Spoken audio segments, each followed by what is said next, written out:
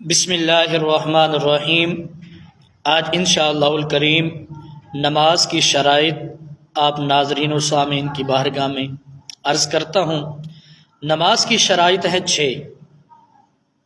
اکثر ہمارے نادان مسلمان بھائیوں کو نماز کے شرائط کا، نماز کے فرائض کا، نماز کے واجبات کا، جو ضروری چیزیں ہیں ان کا علم نہیں ہوتا، تو یہ ہمیں چیزیں یاد کر لینی چاہیے۔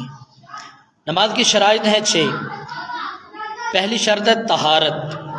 طہارت کا مطلب یہ ہے نمازی کا بدن بھی پاک ہو، لباس بھی پاک ہو، اور جس جگہ وہ نماز ادا کر رہا ہے اس کا ہر قسم کی نجاست سے پاک ہونا لازمی اور ضروری ہے، یہ ہے طہارت۔ دوسرا ہے ستر عورت۔ ستر عورت کا مطلب یہ ہے کہ نمازی کا وہ بدن، وہ حصہ جسم کا جس کا نماز کے اندر چھپانا لازمی اور ضروری ہے۔ مرد کا جو ستر عورت ہے وہ ناف سے لے کر گھٹنوں تک ہے، ٹھیک ہے۔ تیسرا ہے استقبال قبلہ، یعنی نمازی کا منہ قبلے کی طرف ہو۔ اگر دوسری طرف نماز کر کے منہ پڑے گا تو اس کی نماز نہیں ہوگی۔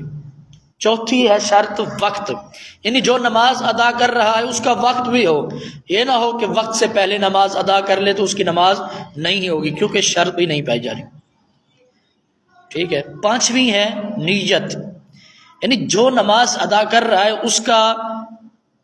اس کا دل کے اندر ارادہ ہونا لازمی اور ضروری ہے۔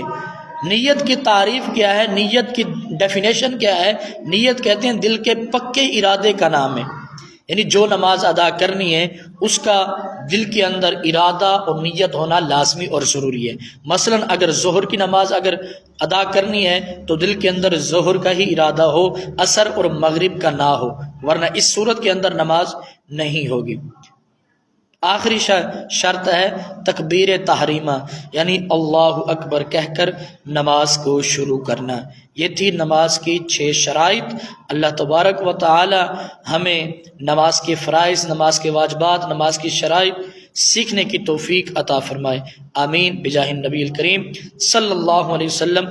صلو علی الحبیب صلی اللہ علیہ وسلم۔